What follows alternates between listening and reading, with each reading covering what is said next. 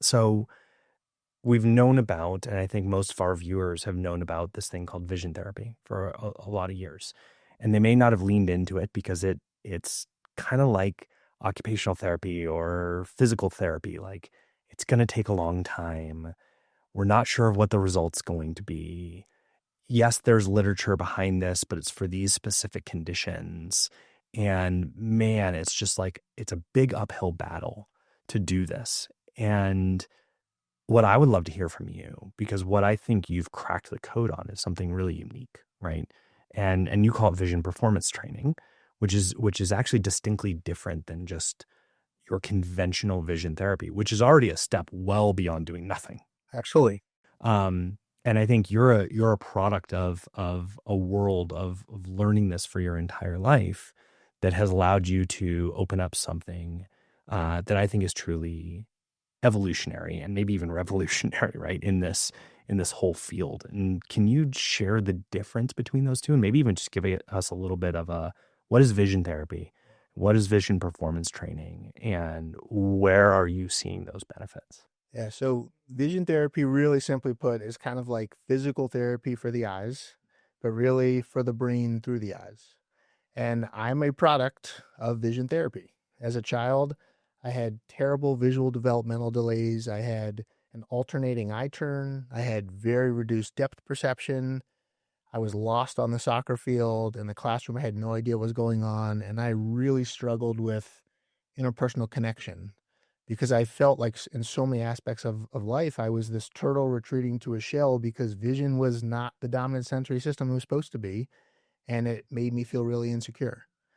And fortunately, I was born to the perfect parents who gave me the opportunity to do this type of work where I went from being a reluctant reader to an avid reader. I went from being the last one picked on sports teams to a stud athlete with any sport that required eye-hand coordination. I went from being insecure to this confident kid because I learned how to use my eyes to rewire the software of my brain to change how I was using vision, but to establish order from a lot of the disorder that was occurring. And that was vision therapy. It was life-changing. I did it for years. And in studying, obsessing, and evolving this space as much as I have been able to over the last decades, we've really landed on something similar but entirely different. And that's what we call visual performance training or vision performance training, which really takes a holistic approach and a bunch of different modalities and kind of creates this hybrid that incorporates thinking and movement and balance and vestibular input with the vision work. So it takes a lot of pieces of old school vision therapy or vision training with sensory integration based occupational therapy, with vestibular based BT, with neurofeedback and cognitive behavioral therapy, and creates this cross training approach where, yes, we are getting the eyes to work better together as a team. Yes, we are dialing in the eye brain body integration, but we're also taking all of that and then allowing it a much faster and easier opportunity to integrate into that person. So it doesn't just become a set of tools in their tool belt. It becomes this integrative approach that is unconscious, is efficient, is automatic, and is the new default mode for taking in the world and deriving action for what we need in our world. And although vision therapy helps a lot of people, for many people, it barely scratches the surface because it is work to improve test results. And obviously, we need to improve test results to know we're doing the right type of work. But then it just becomes these splinter skills. And maybe somebody can now converge their eyes to their nose, but reading is still super hard. Or maybe they have more fluid eye movement control across midline, but there's still a spatial mismatch and they're perceiving things farther back in space or closer than space and where they're located. And so when they're back on the screen, when their visual system's locked in, they're going back to these old maladaptations. So really with any good therapy, any good treatment, if we're eliminating the maladaptations, if we're getting rid of the roadblocks to allow the brain to actually operate the way in which it's wired, then vision development continues along that smooth linear path up the mountain. But then once it's where it needs to be, we can then access vision as a way to enhance and optimize performance.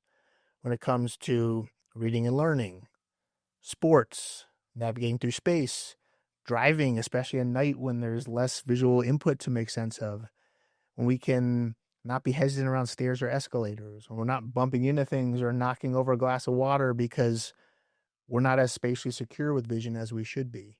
So I know this sounds a little aggressive, but vision is a part of everything we do in life, including interpersonal connection and our ability to even have a conversation with somebody and feel confident in our own skin, because vision allows us to be present in our body and where we are in space so we can then show up the way that we really want to and deserve to in so many areas of life.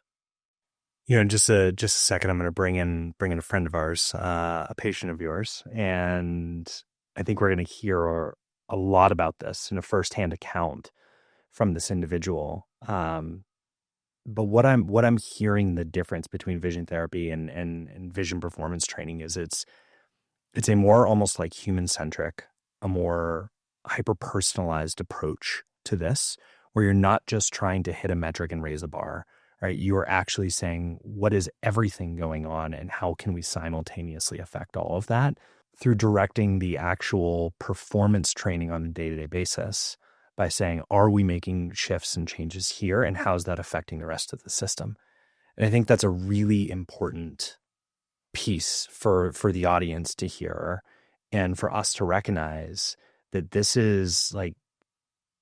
was the beginning of functional and integrative medicine when it went from, oh, wait a second, this is not just nutrition, right? This is personalized nutrition, looking at systems biology and how the nutrition is affecting everything across the board, right?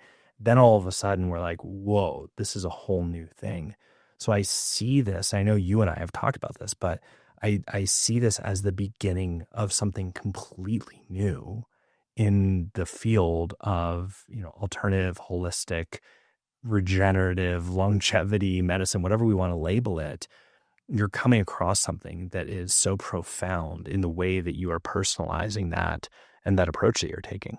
And I think a really neat parallel is if we look at all of these visual skills and abilities that we're talking about as metrics and blood work, right? All the doctors run blood work here, but that's just data. Yeah. Let's optimize those metrics, but then let's also take a customized, personalized approach where we're looking at lifestyle and nutrition and supplementation and toxicity from our environment to then allow those changes from targeting the right blood work and the shifts in blood work to then open up somebody's opportunity to find longevity and wellness and happiness. And from a vision therapy standpoint, it's, yeah, let's get the visual skills and abilities to where they need to be, but then let's put the pieces of the puzzle together so that they can all become a part of that person. So it's theirs to keep, and that they can then show up in an entirely different way where the brain is operating the way that it's supposed to, rather than being in this state of fight or flight where visual function completely shifts when you're locked in versus when you're opened up and able to have vision uh, take over so much of how we show up. Wow.